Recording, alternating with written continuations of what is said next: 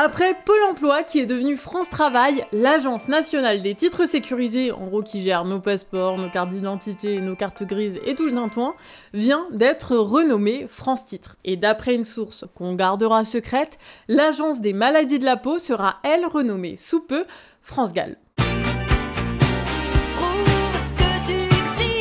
Bonjour à toutes et à tous, on est le mardi 5 mars et vous regardez l'Actu Réfractaire.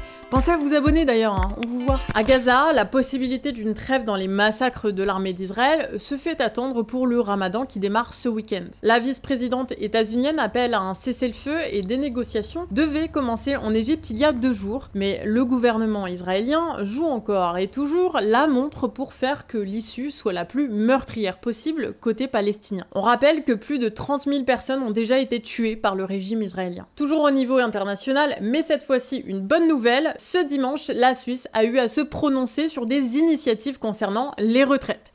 3 Suisses sur 4 ont refusé la proposition de retraite à 66 ans. Ils ont même voté majoritairement une 13e rente, une transposition du 13e mois de salaire, mais pour les retraités. Un résultat qui tient lieu de loi, cette votation étant un référendum qui améliorera la vie des anciens en Suisse. Alors on est heureux pour les Suisses qui ont obtenu ce que les Français n'ont pas pu avoir sur la retraite à 64 ans l'an dernier. Bon, il semblerait que nous ayons une conception de la démocratie différente de notre voisin transalpin. Cela dit, peut-être que la promesse « pas de retraite, pas de JO » des manifestations de l'an dernier sera tenue. En tout cas, Sophie Binet, secrétaire générale du syndicat CGT, a agité le spectre de la grève pendant les Jeux Olympiques dans une émission de LCI hier. Et bon, au vu de la réaction des bourgeois de plateau présents autour d'elle, ça a eu son petit effet. Ce n'est pas sacré ce rendez-vous, les Jeux Olympiques. Est-ce qu'on peut pas se dire que pendant ces 15 jours de Jeux Olympiques et puis 15 jours après Jeux Paralympiques, on fait une trêve ?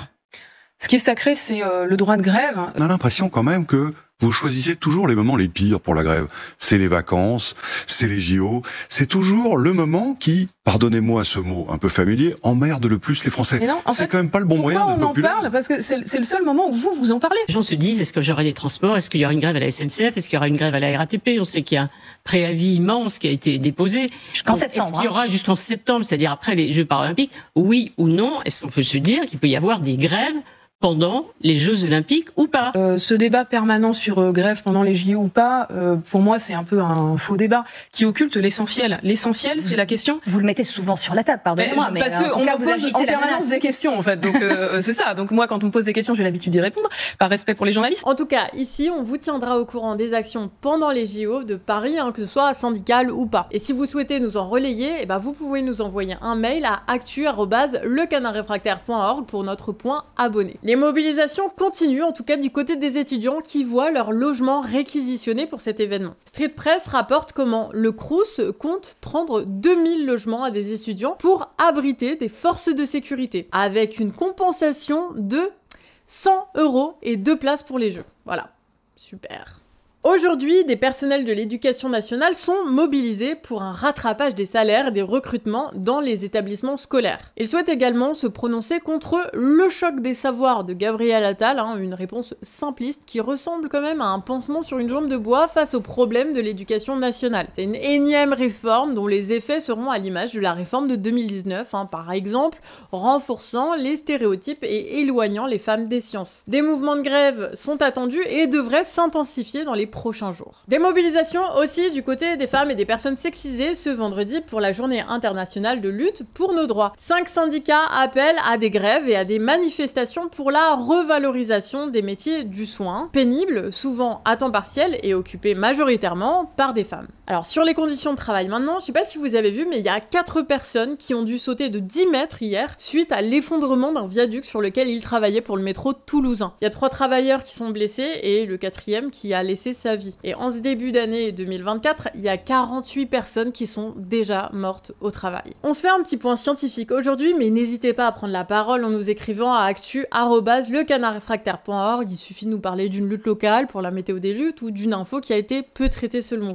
Aujourd'hui, on va parler des États-Unis qui vont bientôt pouvoir inaugurer un laboratoire dans d'anciennes mines près du mont Rushmore. Le labo sera en charge de trouver des neutrinos, des particules élémentaires issues du Big Bang, mais aussi de l'activité radioactive. Alors auparavant, les études menées n'ont permis de capter que très peu de neutrinos, rendant leur étude quasi impossible. Mais la proximité du projet DUNE avec un accélérateur de particules devrait permettre de capter 10 neutrinos chaque jour. Et leur étude, elle permettra donc de mieux comprendre l'apparition de la matière dans l'univers. Mais l'étude permettra aussi d'étudier ce qu'on appelle la matière noire, soit 95% de l'univers sur laquelle reposent les planètes, les étoiles, les galaxies. On est mardi, donc on passe à la chronique Affaires et corruption. On attaque de suite avec une énième casserole de la Macronie. Et celle-ci, pour une fois, ne concerne pas Oudéa Castagnet, mais Bruno Le Maire et Claire Landais, actuel secrétaire général du gouvernement. Les deux font l'objet d'une enquête préliminaire pour présomption de faux en écriture publique. Alors, pour la faire courte,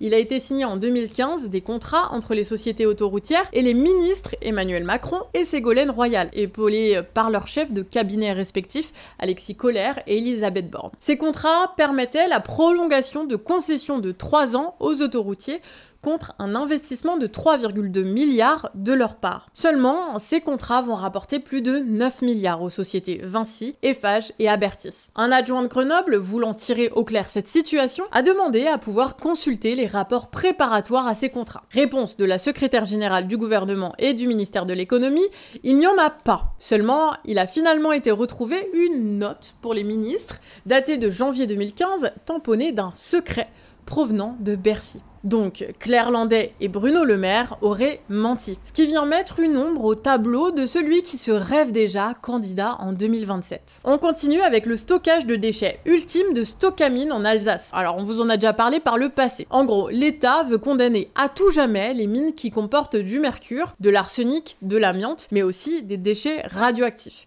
Et d'après des employés du site qui ont témoigné auprès de Rue 89 Strasbourg, il y a bien des déchets nucléaires sous la plus grande nappe phréatique d'Europe. Mais le parquet a classé l'affaire pour prescription. Alors s'il n'y a pas de condamnation, il n'y aura pas de retour en arrière sur le scellement des mines. Encore une fois, l'État est mis à défaut sur son projet de confinement définitif qui, selon lui, ne représenterait aucun risque pour l'environnement. On se dirige maintenant du côté de Béziers, où l'on apprend, grâce à Street Press, que le syndicat Force ouvrière locale collabore étroitement avec le maire d'extrême droite Robert Ménard. Et pour cause, l'un des cadres du bureau local, Marc Valette, est également conseiller municipal au sport. Celui-ci qui a le plus voté pour Ménard à la présidence du conseil de surveillance de l'hôpital. Et quand les soignants d'un EHPAD de Béziers veulent se mobiliser, celui qui est censé être syndicaliste hospitalier dézingue leur grève dans la presse. Mais le syndicat Force ouvrière l'affirme. L'important, c'est le dialogue social avec l'édile d'extrême droite, pas sa couleur de chemise. On termine avec l'imam Chalgoumi.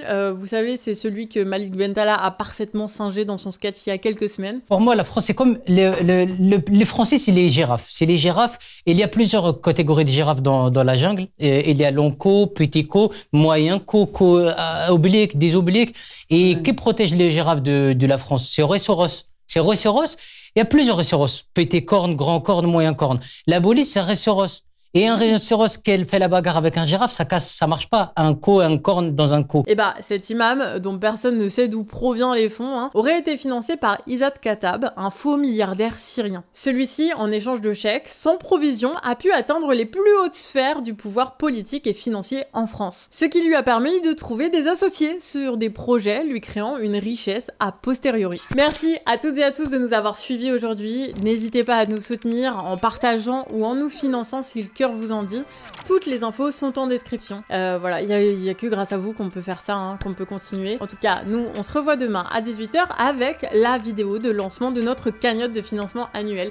Et voilà, des bisous, bonne soirée, ciao!